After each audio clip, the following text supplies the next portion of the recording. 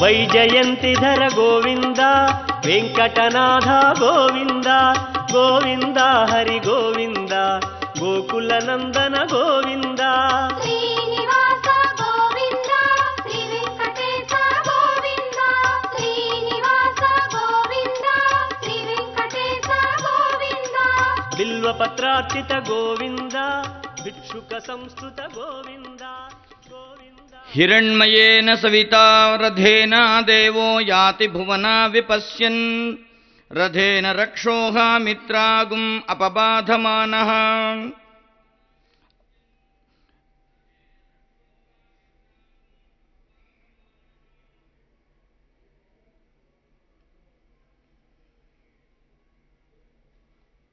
రక్షరక్షకుడైనటువంటి వాడు సర్వ జగద్రక్షకుడైనటువంటి వాడైనటువంటి శ్రీ పరమాత్ముడు శ్రీ వెంకటేశ్వరుడు పద్మావతి సమేతుడై మాడవీధులలో అద్భుతముగా ఈరోజు స్వర్ణరథంపై ఊరేగుతూ ఉన్నాడు. రథం ఎంత స్వామివారి యొక్క ప్రధాన ద్వారానికి ఎదురుగా స్వామివారి ప్రధాన ద్వారానికి దీటుగా అద్భుతంగా అక్కడ నిలిచి ఉన్నది. భక్తులందరూ కూడా ఆ రథము యొక్క తళతళ కాంతులు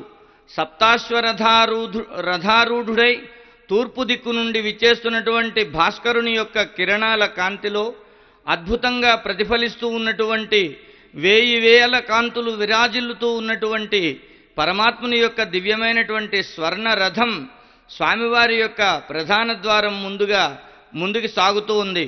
భక్తుల యొక్క కోలాహలం మా సంసార హాలాహలాన్ని బాపు స్వామి అనేటట్టుగా భక్తులందరూ కూడా తిరుమాడ వీధులలో స్వామివారి యొక్క రాక కోసమే ఎదురు చూస్తూ ఉన్నారు. అక్కడ రథం మీద అమ్మవారి యొక్క స్వామి యొక్క వామాంగమున అమ్మవారు ఇరుదేవేరులు శ్రీదేవి భూదేవి సమేతులై స్వామివారు వేంచేస్తూ ఉన్నారు.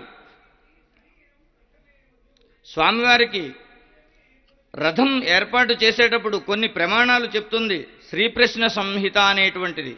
స్వామివారి రథం యొక్క ఉపరిభాగం ఛత్రం దేదీప్యమానంగా అద్భుతమైనటువంటి శిల్పకళా సౌందర్యంతో విరాజిల్లుతూ ఉంది. అటువంటి రథానికి ఎంత ఎత్తు ఉండాలి అనేటువంటిది కూడా పురాణోత్తర సంహితలో వివరిస్తూ ఉంటారు. ధ్వజస్తంభ సముచ్ఛ్రాయాం, ధ్వజస్తంభం అంత ఎత్తైనా ఉండాలి.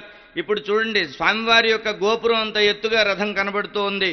మంటపోచ్ఛ్రాయామేవచ గోపురోచ్ఛ్రాయామేవ ధ్వజస్తంభ సముచ్ఛ్రాయాం మంటపోచ్ఛ్రాయామేవచ లోహేన దారుణావాపి కారయేద్ రథముత్తమం అంటారు. ఇక్కడ లోహము కాదు, దారుణం కాదు, దారు కాదు, ఈ రెండిటికీ మించినటువంటిది సువర్ణమయమైనటువంటి రథం మీద స్వామివారు విచ్చేస్తూ ఉన్నారు. ఇటువంటి రథాన్ని తన మాడవీధులలో తిప్పుకుంటున్నటువంటి ఈ కొండ ఎంత గొప్పది! ఏ దేవతల ధ్యానము ఈ కొండ అయ్యెనో విష్ణుమూర్తికి పెద్ద విడిది అయ్యే. స్వామివారికి ఒక పెద్ద విడిది అయింది. అలా వైకుంఠాన్ని విడిచిపెట్టి ఇలకు వచ్చినటువంటి స్వామికి ఎక్కడ పాదం మోపాలి అనుకుంటే ఈ ఎంతోమంది దేవతలు అఖండమైనటువంటి అపారమైనటువంటి ధ్యాన నిమగ్నులై ఈ కొండను సృష్టించారు. అందుకే ఆ పెరుమాళ్ల స్వామికి, ఆ పెద్ద ఆయనకు ఇది పెద్ద విడిది అయింది. కళ్యాణోత్సవ సందర్భంలో ఇది పెళ్లి విడిది అయింది.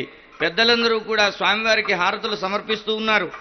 ఏ మహర్షుల తపంబు ఈ పాద పంబులో హరిపాదములకు చామరములయ్యే.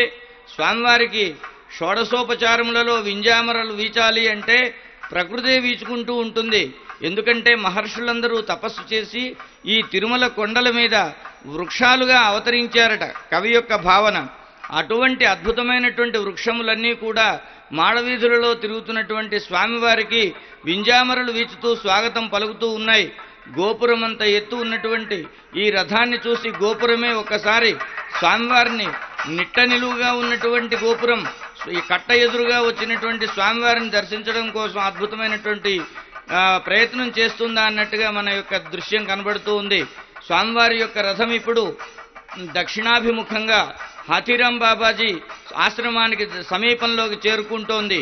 అటువంటి అద్భుతమైనటువంటి సన్నివేశంలో ఆగ్నేయంలో ఉన్నటువంటి పరిస్థితిలో అక్కడ హారతి ఇవ్వడం జరుగుతూ ఉంటుంది.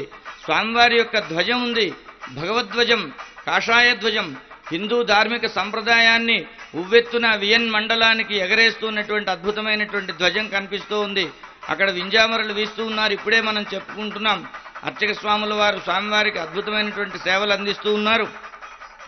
ఏ దివ్య గంధర్వులి పక్షులో సుమా స్వామికై పాడెడి పాటలయ్యే.